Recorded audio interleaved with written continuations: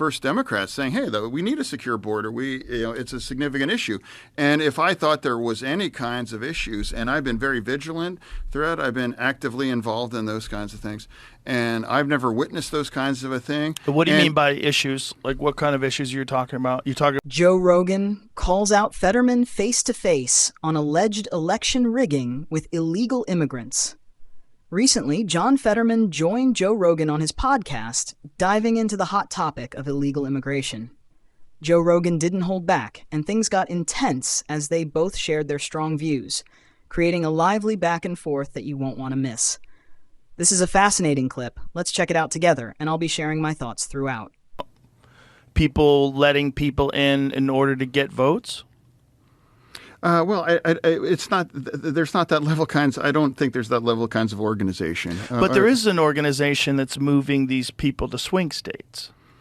There's a significant number of these people that are illegal immigrants that have made their way to swing states. And then there's been calls for amnesty. There's been calls for allowing these people to have a pathway to citizenship and allow them to vote. The fear that a lot of people have is that this is a coordinated effort to take these people that you're allowing to come into the country, then you're providing them with all sorts of services like food stamps and housing and setting them up, then providing a pathway to amnesty, and then you would have voters that would be significantly voting towards the Democrats because they're the people that enabled them to come into the country in the first place and provided them with those services. This is a big fear that people have, and that you're rigging this system and that this will turn all these states into essentially locked blue like California is. Well, immigration is always going to be a tough issue in our nation. I had as a professor in grad school, Alan Simpson, and he was a United States senator. He was Wyoming, and he was actually a pro-choice Republican. I mean, how rare that would be. Well, it doesn't exist now. And he said, you are never going to have any meaningful immigration kinds of legislation. He's like, because both sides, that's useful for them, and it's going to be back and forth. And he said that 25 years ago. Useful meaning the debate, having it always a political it's talking useful point. For one side or the other. It's right. Useful, and he said there were never going to be, and he said that in 1999, and I voted for the border deal, and that went down.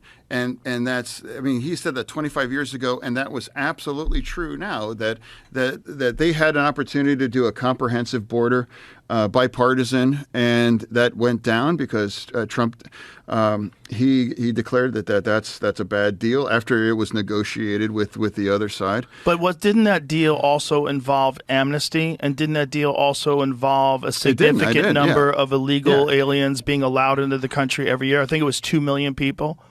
So it was still the same sort of situation, and their fear is exactly what I talked about, that these people will be moved to swing states, and that will be used to essentially rig those states and turn them blue forever. If you're enjoying this content, please hit the like button and subscribe. It really helps me out a lot. I'm not really sure if that's what's in play. I think it's really it's important that we have to have an honest conversation. But doesn't that seem logical though? If you have a significant number of people that are being moved into swing states that have come across the border illegally, and then you've provided them with all these services, you provided them with food stamps, EBT, you've provided them with housing.